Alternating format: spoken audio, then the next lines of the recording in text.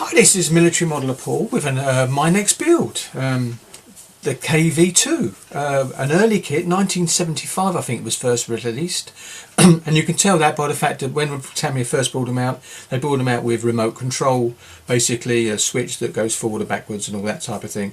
So, but of course the actual kit though is still really good, and I've got some photo etch and parts and some and a metal barrel to actually with rifling, which gives it that extra edge.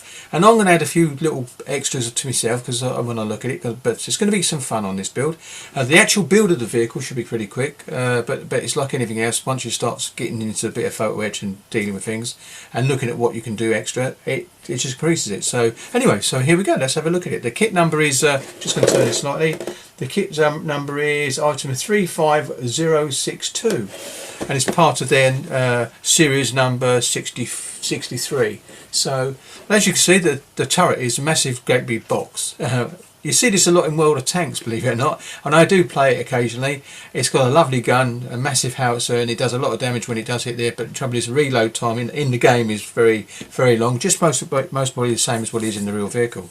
I've also got some, let's do this, some tracks for her as well, just to show you. They're the through metal tracks, and these for the KV1, KV2 and IS, so it should be perfect for this, and it's okay. It's KV1 and 2, so that's good. I'll be doing those over my mum's house one day when I'm over there, because it gives me something to whittle away and do, which is quite nice. So in the box, just to show you that I haven't started this, there's the instructions, we like to call them. There's the PE set. I'm not going to go into too much detail, but there you is. You can see, I don't know, there's a bit on the other side, and there's a little bit on the other side as well. So there's quite a bit of PE in there, quite interesting. May not use some of these parts. When you look at the kit parts, you're taking them off. You may get something thinner, but I don't think it's going to be a great deal of benefit. But I'll decide that when I get there. But anyway, so that's that. And then where's my barrel? Got my barrel here somewhere. Yep, I've got the Aber barrel, and there she is. And that's just in case you ever want to build this one. And there's in focus. There you go. So that's got that as well. And as you can see, I'm not going to go too much into it. This is the parts. That's what I mean by the hole. You can see the parts where the actual switch and the batteries go on the inside, all sorts of things. That'll all be filled in. They won't be there when I finished, and it's quite nice. This is it. As I said, the tracks won't be used, but they're there.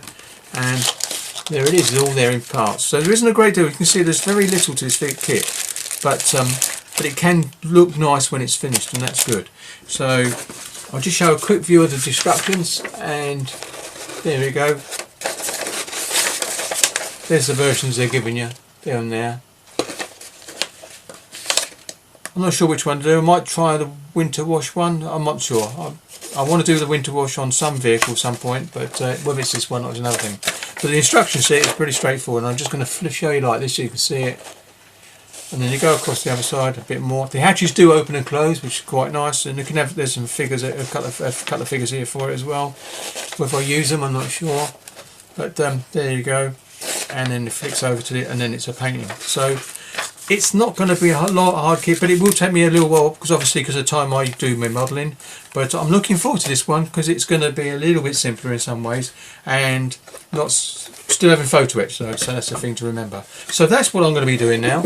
It's the KV2 from Tamiya in 1/35 scale, and it should be a fun build. I know Trumpeter do newer kits of it, but I built this a long time ago, and I thought I'd like to go back to building it again. And as I said, with these extras, it's going to give you something extra, a bit extra as go. And I will explain during my updates what I've done in regards of extras as well. So there's the screens on the engine deck, for instance, are solid plastic. I'll be cutting those off and putting the photo etch ones on, and that should be interesting doing that type of thing as well.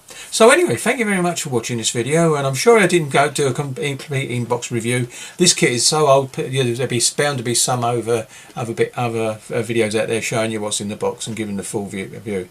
But as you just seen, there is a lot of work to do on the lower hull just to get it back to being just a permanent fixed hull. I'll be cutting up plastic card to fit into the holes, and then basically filling up around it as well. So I'll be doing an inner plate, then backing it out with plastic card. So basically, I might show that what I've done before I do any painting on the hull, so you'll see that. So anyway, my voice is going now. So thank you very much for watching this short video, and I'll catch you on update 1. sometime in the near future. Thank you very much.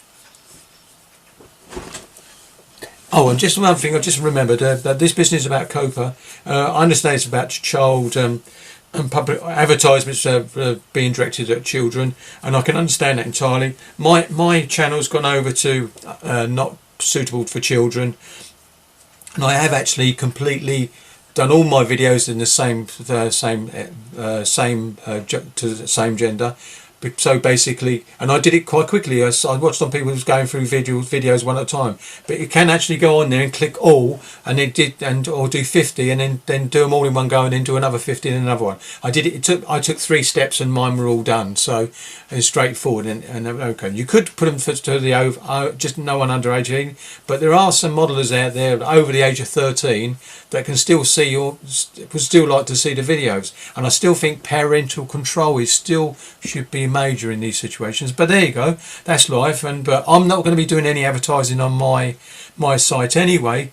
So really, even if a child of 13 or just over 13 sees it, it won't affect them, because basically there's no advertising, they can't have anything sent to them.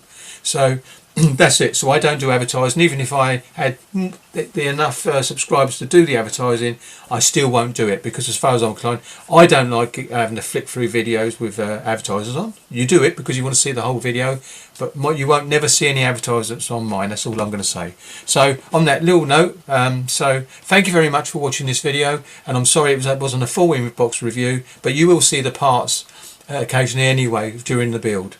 And I'll be explaining what I've done to make them look better as well. So thank you very much. I'm going to stop rambling now, and see you on the next update, number 1. Bye. Happy modelling.